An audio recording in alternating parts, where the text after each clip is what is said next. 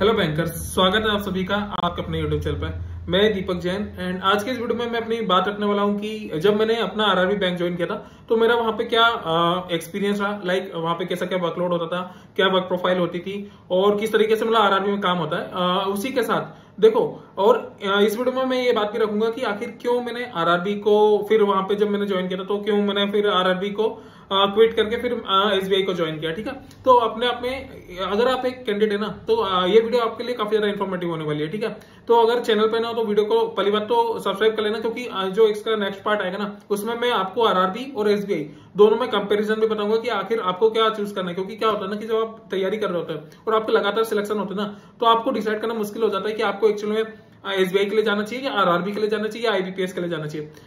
तो चलिए पहले तो वीडियो को स्टार्ट करते हैं। वीडियो अगर अच्छा लगे तो गाइस वीडियो को लाइक कर देना, क्योंकि इससे मुझे एक मोटिवेशन मिलता है। ठीक है, तो चलो स्टार्ट करते हैं। ग्रामीण बैंक में maximum branches single man branches होती हैं। सिंगल मैन ब्रांचेस का मतलब ये होता है कि वहां पे एक ही क्लरिकल स्टाफ है, उसके अलावा आपके एक ऑफिसर होंगे और मैक्स टू मैक्स इसके अलावा और एक ब्रांच मैनेजर हो तो हो। ठीक है, इसके अलावा देखो ब्रांच टू ब्रांच अगर बात करूं तो 2 क्लरिकल भी हो सकते हैं, 4 क्लरिकल भी हो सकते हैं। वो ब्रांच के साइज पर डिपेंड करेगा कि अगर आपकी बड़ी ब्रांच है या बड़ी जगह पे है तो फिर हो सकता है कि वहां पे आपके अच्छे स्टाफ देखने को मिले, मेन ब्रांच अगर आपकी तो। लेकिन स्टिल आरआरबी में मैक्सिमम जो ब्रांच है सिंगल मैन ब्रांच चल रही है या फिर 2 क्लरिकल से ब्रांचें चलती है। अब सिंगल मैन ब्रांच का मतलब और जिसमें मैं जिस ब्रांच में था वो सिंगल मैन ब्रांच ही थी। लाइक वहां पे अकाउंट ओपनिंग भी मैं देखता था, वहां पे केस का काउंटर भी मैं ही चलाता था एंड इसके अलावा जो नेफ्ट आरटीजीएस हो गए या चेक ट्रांसफर हो गए, जो भी चीजें एटीएम चेकबुक इशू करना, ये सब मतलब मेरे अंडर आता था। देखो बैंक में मेकर और चेकर कॉन्सेप्ट होता है।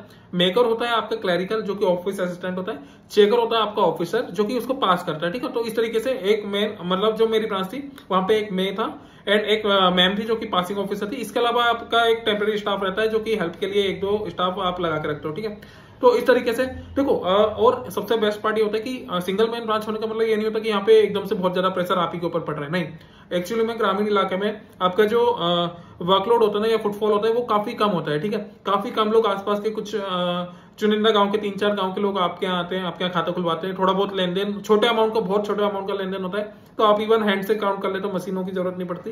तो इस तरीके से ग्रामीण इलाकों में अगर स्पेशली थोड़ा सा डीप एरियाज में आपकी पोस्टिंग होती है ना तो वर्कलोड तो आपका कम होता ही है। आपके अगर टाइमिंग की बात करूं तो जैसे कि एसबीआई में काफी सारे लोग 6, 7, 7:30 तक रुक जाते हैं।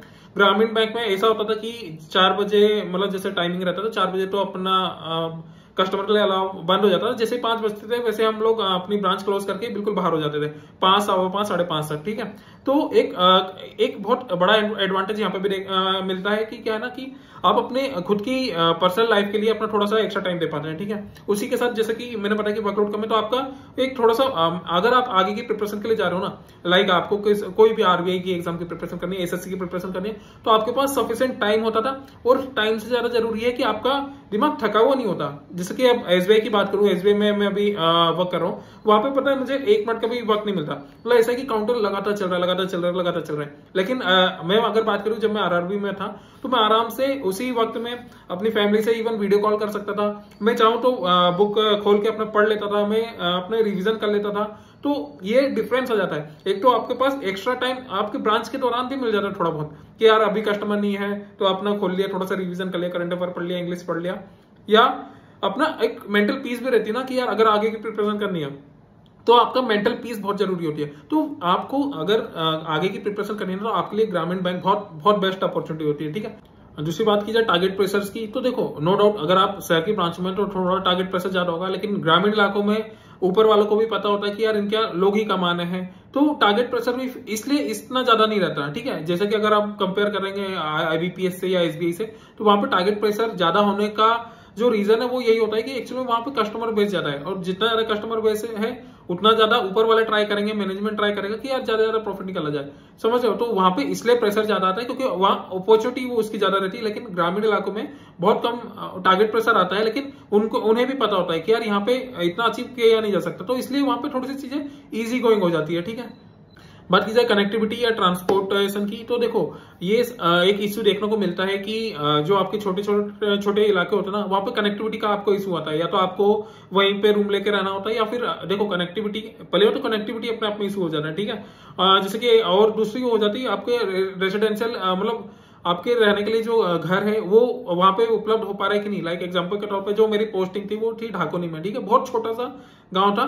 तो वहां पे क्या ना, मतलब कच्चे मकान थे, वहां पे आप रह नहीं सकते थे क्योंकि रात में 6 पूरा सुनसान हो जाता है और एक तरीके से खाने पीने का कुछ भी नहीं था। ऐसा एक आध छोटी सी दुकान है जो कि दिन में चालू हो जाती थी, तो वहां पे आप सर्वाइव मतलब रहने के लिए सर्वाइव नहीं कर सकते थे। तो मुझे रहने के लिए अलग से थोड़ी एक दूर पे एक जो थोड़ा सा टाउन है, बड़ा टाउन है, उससे वहां पे रूम लेके रहना पड़ा। फिर वहां से मैं डेली अप डाउन करता था अपनी बाइक से, ठीक है। तो पहली बात तो कनेक्टिविटी का इशू है। दूसरा आप बोल सकते हो कि यार देखो खाने पीने की थोड़ी सी सुविधा का आपको थोड़ा सा दिक्कत आती है अगर आपको खाना नहीं बनाना आता है तो। तीसरी चीज ये थी कि इवन ट्रांसपोर्टेशन की जैसे बात की, अगर मुझे आप खुद के घर के लिए भी जाना होता था तो वहां से भी मुझे ट्रेन नहीं मिलती थी, तो वहां से मुझे किसी और टाउन जाना होता था, फिर वहां से मैं ट्रेन पकड़ता था।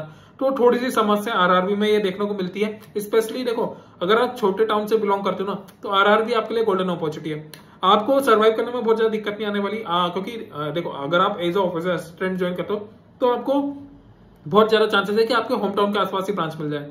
तो सबसे बड़ा बेनिफिट तो ये होता है कि आपको अपनी फैमिली के साथ टाइम स्पेंड करने का मौका मिल जाता है। दूसरी बात मैंने बताया कि देखो आप टाइमली अपने ब्रांच से फ्री हो जाते हो, तो क्या हो रहा है ना कि आप अपनी फैमिली को वाकई में टाइम दे पाते हो, ठीक है। तो आप जो वर्क लाइफ बैलेंस की बात की जाए ना, तो आरआरबी अगर आप ज्वाइन करते हो खुद के स्टेट से तो ये बहुत बड़ा एडवांटेज है आरआरबी ज्वाइन करने का, क्योंकि वर्क लाइफ बैलेंस मेंटेन होता है। तीसरा जैसे कि मैंने वर्कलोड काफी कम है। देखो अगर आपको आगे वर्कलोड कम का ये होता है कि अगर आपको आगे की प्रिपरेशन भी करनी है ना तो आपको देखो वक्त की जरूरत नहीं होती है, एक मेंटल पीस की जरूरत होती है।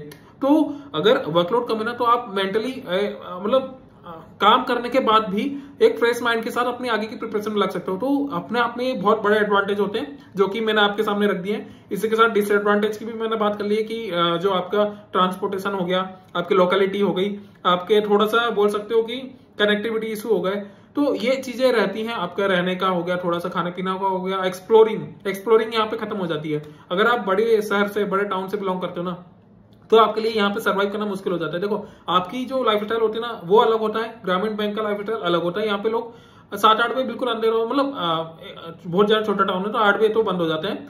थोड़ा मीडियम भी है तो भी मतलब बहुत सारी सुविधाएं नहीं मिलती, बहुत जैसे आपकी शॉपिंग हो गई, आपकी शॉपिंग छोड़ो, आपकी बहुत सारी बेसिक चीजें जो कि शहरों में होती है लेकिन गाँव में नहीं देखने को मिलती। आपके मल्टीपल फैक्टर होते हैं। एग्जांपल के तौर पे आपके घूमने फिरने के लिए कोई जगह नहीं होना, आपके लिए एक्सप्लोरिंग के लिए कोई जगह नहीं होना, आप जैसे कि आप वाटर पार्क हो गए या फिर आपके मॉल्स हो गए, आपके मूवी थिएटर्स हो गए, तो बहुत सारी चीजों से आप कट जाते हो जो कि अपने आप में एक इस एज में आपको बोलते हैं ना कि एक्सप्लोरिंग के लिए बहुत जरूरी होता है। तो वो कैंडिडेट जो कि बिल्कुल बड़े शहरों से या अपनी लाइफ को एक्सप्लोर करना चाहते हैं, कुछ नया करना चाहते हैं, मतलब कुछ सीखना चाहते हैं, तो उनके लिए यहाँ थोड़ा सा आप नेगेटिव साइड रख सकते हो कि हाँ वो लोग यहाँ पे थोड़ा सर्वाइव करने में दिक्कत महसूस करते हैं। उन्हें लगता है कि यार वो लोग सिर्फ काम से घर जा रहे हैं, घर से काम से सिर्फ घर आ रहे हैं, ठीक है। उसके अलावा उनके पास करने के लिए कुछ ज्यादा बचता नहीं है। तो ये आपके पॉजिटिव पॉइंट भी मैंने आपके सामने रख दिया, आपके नेगेटिव पॉइंट भी मैंने सामने रख दिया।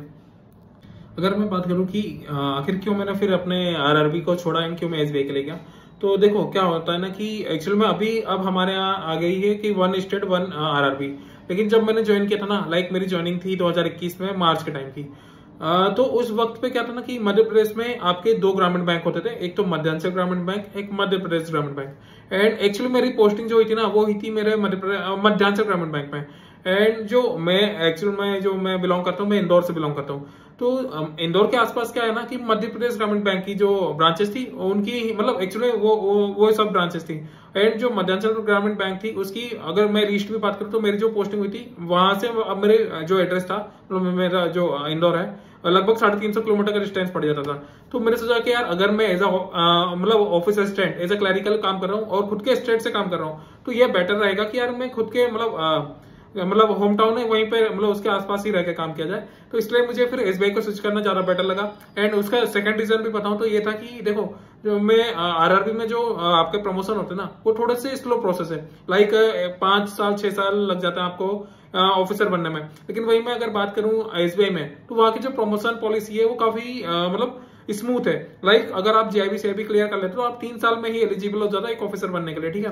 तो यहाँ पे थोड़े से डिफरेंस है और इसके अलावा भी कुछ एडिशनल डिफरेंसेस है। अब जो इसका नेक्स्ट पार्ट आने वाला है ना भाई, उसमें मैं आपको ये भी बताऊंगा कि एक्चुअली में आरआरबी में मेरा एक्सपीरियंस वर्सेस एसबीआई में मेरा एक्सपीरियंस, तो आपको बहुत मल्टीपल फैक्टर्स यहाँ पे देखने को मिलेंगे। आपके लिए बहुत मतलब ये समझ लो कि अगर आप बैंकिंग कैंडिडेट है तो आपके लिए चीजों को मतलब बोलते हैं ना कि क्लैरिटी लाना बहुत ज्यादा आसान हो जाएगा कि अगर आपके सिलेक्शन होते हैं और मल्टीपल एग्जाम्स में, तो आपको किसके लिए जाना चाहिए। क्योंकि एक टाइम के बाद काफी सारे कैंडिडेट फंसते हैं जब उनके मल्टीपल एग्जाम निकलते हैं कि एक्चुअली में उन्हें आरआरबी ज्वाइन करना चाहिए या आईबीपीएस ज्वाइन करना चाहिए या उन्हें एसबीआई के लिए जाना चाहिए।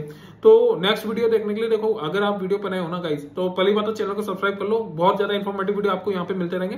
दूसरी बात, अगर वीडियो अच्छा लगा ना तो वीडियो को भाई लाइक करना, इससे मुझे मोटिवेशन मिलता है कि अगर मैं कुछ इन्फॉर्मेशन, गाइडेंस, कुछ भी मोटिवेशन कुछ भी प्रोवाइड कर रहा हूँ तो वो सही वे में आप तक पहुंच रहा है। तो उम्मीद करता हूँ कि आप लोग को वीडियो अच्छा लगा एंड आपसे फिर मुलाकात होगी।